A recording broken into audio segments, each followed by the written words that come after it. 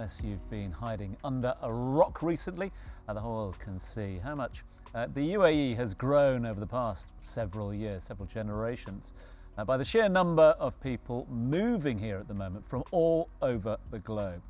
But the woman knows all the hard facts and the stats better than me, is of course Chief Reporter of Arabian Business. It's an absolute pleasure to welcome to the show Tala Issa, who joins us now here on the show. Thanks for being with us, Tala. Thank you so much, and you're definitely right. I mean, the region has seen unprecedented growth. The UAE specifically is one of the top performing economies in the region, and it's also projected to be the fastest growing one in the entire Middle East this year. So a lot to talk about today.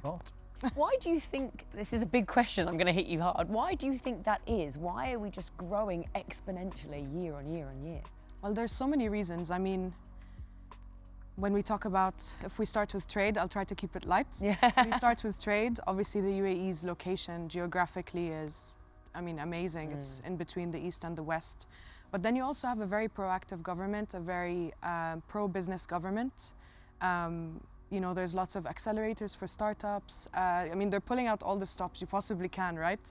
And it's, like you said earlier, it's a government that, you know, sets a plan and actually goes after it. And, you know, in more instances than one. I mean, we've seen it actually, we've seen the government succeed and deliver on these plans very early. But yeah. That would be my answer, my brief answer for you. Well, my question would be more about the regulations that are coming up. There's always something changing and always something that is evolving to accommodate new businesses and new people coming into the country. So has that been a challenge as well when you're already a set up industry, like set up business, and you want to continue your business? Would that kind of affect it? Because I'm kind of curious about that aspect. Are you referring to a corporate tax? To some extent, yeah, I thought so. That's one part, yeah. So look, I mean, the positive thing is, obviously I do keep up with a lot of the work Dubai Chambers is doing when it comes to this. And I mean, they're setting up workshops almost monthly now for businesses to come in. They're doing everything they can to make it very clear. So, I mean, obviously it's a big adjustment, but I haven't heard any complaints. It's still the lowest corporate tax rate in the world at 9%. And yeah, I mean, what more can you ask for when you have a very supportive government? Yeah, So. yeah, it's certainly been shown by the migration of people towards the country at the moment. I want to ask you about that point that we made a bit earlier on about, you know, the success we're seeing today hasn't happened overnight. You know, It's been a long burner. The foundations have been put in place by previous generations. And one thing that's always struck me, and I wonder if you agree, is this ability to have not just the vision, but put those initiatives in place, but the agility as well to be able to move those visions forward as well. D33 is one of the big talkers at the moment, but we've had so many before that as well, and it just shows me such a sort of fresh approach to business and entrepreneurism. Definitely. I mean, in my writing, I've covered this a lot. Yeah. I do cover the intersection of geopolitics and business, and the one thing that always stands out with the UAE is that it approaches diplomacy very differently. It's very business first, trade focused diplomacy, and it is obviously one of the most stable countries geopolitically, so it's no surprise. Yeah. What about in terms of, you've mentioned, I know you said you wanted to keep it light, but you mentioned about trade, and let's talk about like foreign investment as well. You know, how is Dubai attracting and continuingly attracting foreign investment? Well, okay, that's a very big question. I can give you an example. You know, I've experienced it firsthand. I went on a press trip in the summer with Dubai Chambers on a trade mission to Senegal and Morocco. Okay. And I saw firsthand what they're doing. I mean, they bring together a delegation of businesses from here, put them in touch with businesses in, you know, Dakar, where we were. That was the first part of the trip.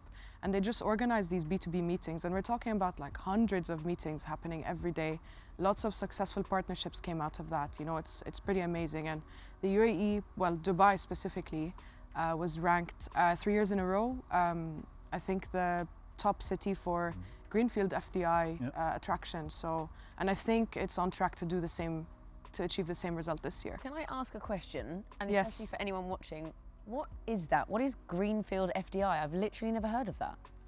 Right, I tried to look up Sorry. this definition. No, it's okay. So there's greenfield and there's brownfield. Brownfield, I don't really know how to explain it, but I believe maybe you could. correct me Brownfield if I've I'm heard wrong. of. Greenfield I haven't. But does that make it sound a bit more obvious, perhaps?